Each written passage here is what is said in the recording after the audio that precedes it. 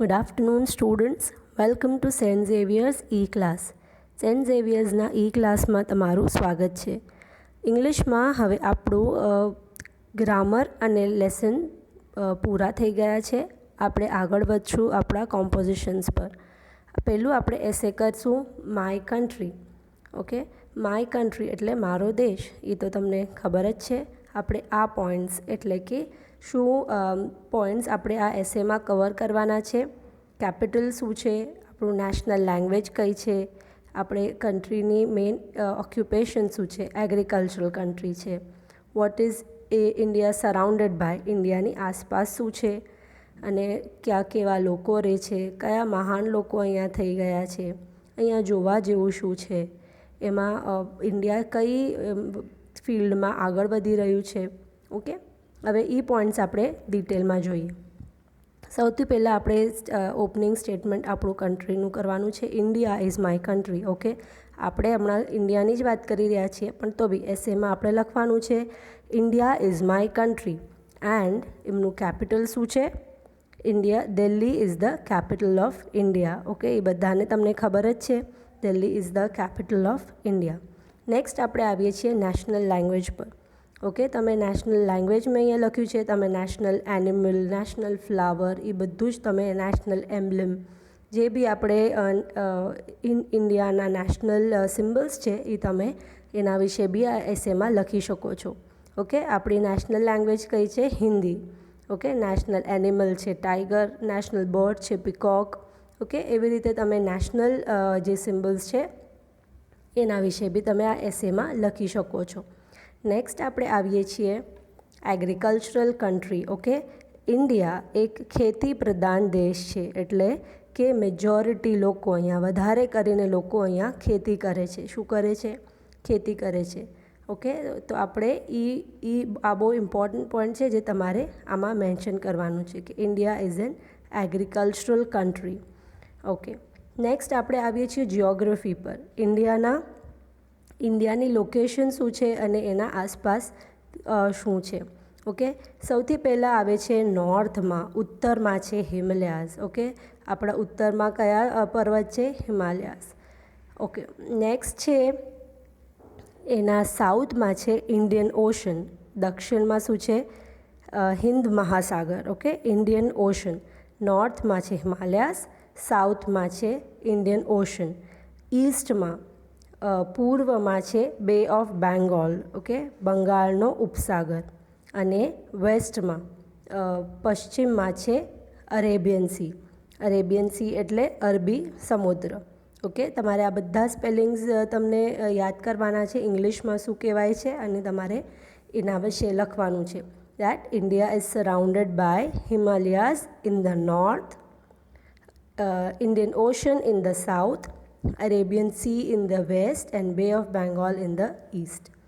હું જે આ બધા પોઈન્ટ્સ કહું છું એ તમારે તમારી નોટબુકમાં નોટ કરી લેવાના છે, અને એના વિશે જે આ પોઈન્ટ્સનો યુઝ કરીને તમારે જાતે એસે લખવાનો છે. ઓકે, નેક્સ્ટ આપણે આવીએ છીએ ડાયવર્સિટી. ડાયવર્સિટી એટલે શું?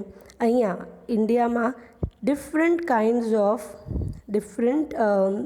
ડિફરન્ટ કાસ્ટના લોકો, રિલિજનના લોકો, કમ્યુનિટીના લોકો, ભાતની ભાષાઓ બોલવાવાળા લોકો અહીંયા રહે છે. પણ કેવી રીતે રહે છે? શાંતિપૂર્વક રહે છે. ઓકે, તો આ બહુ ઇમ્પોર્ટન્ટ પોઈન્ટ છે ઇન્ડિયાનો, જે બીજા કન્ટ્રીઝમાં આપણે જોવા નથી મળતું. આટલી યુનિટી ઇન ડાયવર્સિટી આપણે કહીએ. ડાયવર્સિટી એટલે કે અલગ અલગ જાતના લોકો, ધર્મના લોકો અને અલગ કમ્યુનિટીના લોકો સાથે મળીને રહે છે.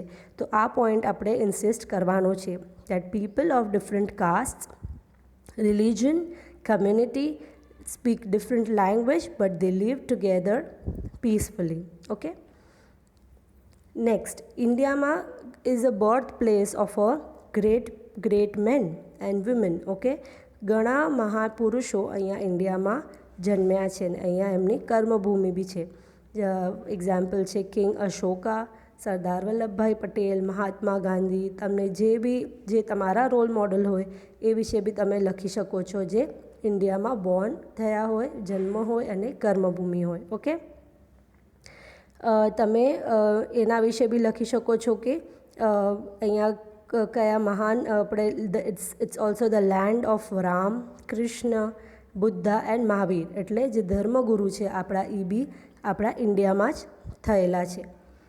ઓકે, નેક્સ્ટ આવે છે ઇન્ડિયામાં શું જોવા જેવું છે, ટુરિસ્ટ અટ્રેક્શન આપણે કહીએ. ઓકે, કાં તો મોન્યુમેન્ટ્સ. એટલી ફેમસ પ્લેસીસ છે ઇન્ડિયામાં. ઇન્ડિયામાં એવી ઘણી જ બધી પ્લેસીસ છે જે આપણે જે બહારના લોકો એટલે વિદેશીઓને અહીંયા ખેંચે છે જોવા માટે. એક્ઝામ્પલ છે તાજમહેલ. ઓકે, તાજમહેલ જોવા માટે ક્યાંથી લોકો અહીંયા ઇન્ડિયા આવે છે. Taj Mahal also one of the 7 wonders of the world. Okay, 7 અજુબામાંથી એક શું છે, તાજમહેલ છે, જે જોવા માટે લોકો અહીંયા આવે છે. અહીંયા બીજી કેટલી બધી એવા મંદિરો છે કે ગોલ્ડન ટેમ્પલ આપણે કહીએ, જે એમની એટલી જૂની હિસ્ટ્રી છે જે ઘણા લોકોને અહીંયા જોવા માટે ખેંચે છે. ઓકે, અજંતા એલોરા કેવ્સ છે. આ બધા વિશે તમે તમારા એસેમાં મેન્શન કરવાનું છે કે ઇન્ડિયામાં આટલા સારા અને જૂના મોન્યુમેન્ટ્સ છે જે લોકોને અહીંયા ખેંચી આવે છે. નેક્સ્ટ, ઇન્ડિયા હવે કયા ફિલ્ડમાં પ્રોગ્રેસ કરી રહ્યું છે? સૌથી ઇમ્પોર્ટન્ટ અને પ્રોગ્રેસિવ છે science and technology. Okay, India પાસે હવે ફોર એક્ઝામ્પલ આપણે સ્પેસની આપણે કહીએ, આપણે માર્સ મિશન ખબર છે, આપણે ઈસરો વિશે આપણે લખી શકીએ કે અહીંયા આપણા સાયન્ટિસ્ટ એટલી મહેનત કરીને સેટેલાઇટ્સ મોકલી રહ્યા છે. ઓકે, અને બધી ફિલ્ડમાં આપણે આગળ વધી રહ્યા છે, પણ સાયન્સ એન્ડ ટેકનોલોજી જે છે એ આપણા કન્ટ્રીને એક સ્ટેપ આગળ લઈ જાય છે. So that way I am proud of my country. I am proud to be an Indian and I am proud of my country. Okay, તો આપણે જે પોઈન્ટ્સ જોયા, હવે બહુ ઇમ્પોર્ટન્ટ વસ્તુ છે કે હું એસે તમને પૂરું લખાડીશ નહીં. મેં તમને આ પોઈન્ટ્સ આપ્યા છે જેના યુઝ કરીને તમે એસે લખવાનો છે. ઓકે, તમે કોઈ એસે બુકમાંથી ડિરેક્ટ કોપી કરવાનું નથી. ડિરેક્ટ કોપી કરશો તો મને ખબર પડશે અને મને ગમશે નહીં.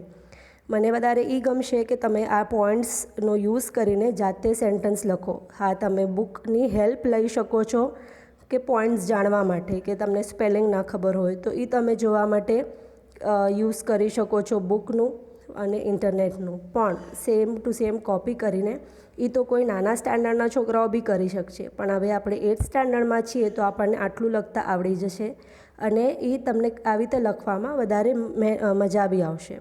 ઓકે, તો આ તમારે પોઈન્ટ્સનો આધારે તમારી નોટબુકમાં એસે બુકમાં આ એસે લખવાનું છે અને નેક્સ્ટ ટાઈમ જ્યારે આપણે આવશું બુક્સ મંગાવશું ત્યારે તમારે આ બુક કરેક્ટ કરવા માટે બી મોકલવાની છે. એક્ઝામ પોઈન્ટ ઓફ વ્યૂથી બી તમારે આ એસેની પ્રિપેરેશન કરવાની છે. તો એ રીતે જ કરજો કે તમને એક્ઝામ માટે બી તમારે આ પોઈન્ટ્સમાં ધ્યાન રાખીને તમારી પ્રેક્ટિસ થાય અને તમે સારામાં સારું એસે લખવાની પ્રયત્ન કરજો.